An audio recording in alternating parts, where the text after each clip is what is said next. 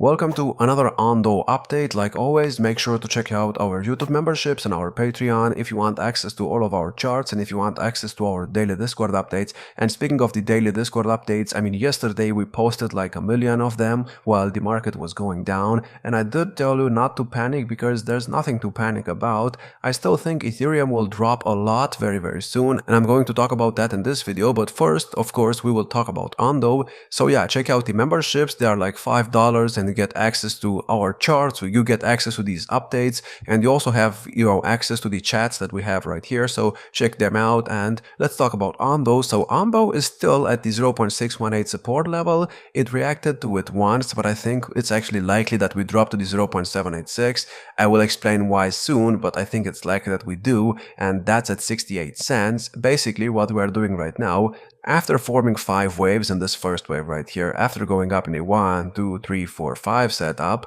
we got, a second wave move down, and the second wave move down is almost complete. However, it's likely that we get another low because of what Ethereum will do next, and that low could put us right here, and then I'm expecting a third wave of this 1, 2 setup right here. And that would be the third wave of the third wave, and this main third wave right here is the third wave of this 1, 2 setup, this big 1, 2 setup. As you can see, the main second wave move down that happened after we got this first wave reacted to the 50% extension, and I don't really want to be bearish on Ondo, but it's likely that we actually drop to this extension again to maybe get another low in the second wave before we continue, meaning that this could be an ABC structure, and it's likely that Ondo actually drops to 42 cents. Now, I know in the short term that's bearish, but it's a possibility and you have to be aware of that. I'm going to talk about why I think this could happen very soon. And if we do not do this, if we actually bounce right now, we are at the 0.618 support level. If we bounce and if we get a third wave of the third wave, the minimum target for this third wave of the third wave is at $9.11. Of course, after that we will need a fourth wave move down, and then the fifth wave move up should put us at about $11 to complete the main third wave right here of this 1, 2 setup that we have on the chart. So please be aware of the possibilities, and please do not dislike the video only because I'm short-term bearish. If we get to these lows right here, the bounce will be even better, and I think that if we actually react to the support zone, or maybe this support zone right here, it could be a good buying opportunity. So I'm not bearish on Ondo in the long term. I think it will manage to get to let's say about $9 to $11 by the end of this year. And that's actually very bullish because right now we're at 90 cents. So from where we are at, it's a 10x. Now, I want to talk about what Bitcoin and Ethereum are doing so you can understand why Ondo could drop much more. And let me talk about that. So Bitcoin, if you look at what Bitcoin is doing, Bitcoin is currently getting rejected by the bull market support band. And this is actually not very bullish. And this leads me to believe that Bitcoin will drop to about $75,000 extremely soon, maybe even $69,000 in a more bearish scenario. And I think this drop will happen by March 19th. Now, what is March 19th? Well, March 19th is the next Fed meeting, and I think that's when QE will actually start. And QE starting is very bullish because after QE started in the previous cycle in 2021, that's when the altcoin season started. That's when Bitcoin dominance started going down. However, before that, we actually had a big drop in the market, and that drop pretty much caused QE to actually start. And then after the drop, we had this right here, and this was the altcoin season, and this is when everybody bought altcoins because of course you do not really buy altcoins when Bitcoin dominance is at cycle highs.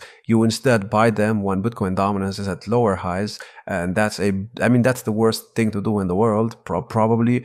Of course there are worse things, but it's not a good idea to buy altcoins when Bitcoin dominance has already dropped like it did over here. The best time to buy altcoins is when Bitcoin dominance is at 60% or above, and right now we are at 60% and above it, and I think we're about to break down very soon.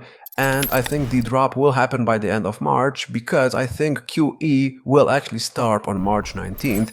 But in order for QE to start, we need a kind of drop in the market, and this drop is just waiting to happen.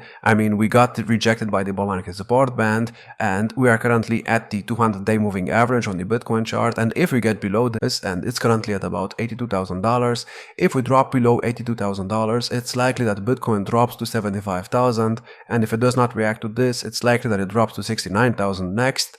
and then we get a bounce and we get to about 150,000 by the end of May. Then we get a correction during the summer like we always did. This correction that happened, let's say right here, it always happened in every single cycle. We always got a big correction during the summer. In the 2021 cycle, it was a 55% correction. In the 2017 cycle, it was a 45% correction. And in the 2013 cycle, it was a 78% correction. So I'm expecting that drop to happen, which means that before we get that drop, we should get a big move to the upside. And during this Bitcoin move, the altcoins will finally start outperforming it, and when they do, that's when Bitcoin dominance will start falling, and that's when we will get the altcoin season, and we will actually get it at the exact same time of a cycle as the previous cycle. Is this a coincidence? Well, maybe it is, but maybe it's not.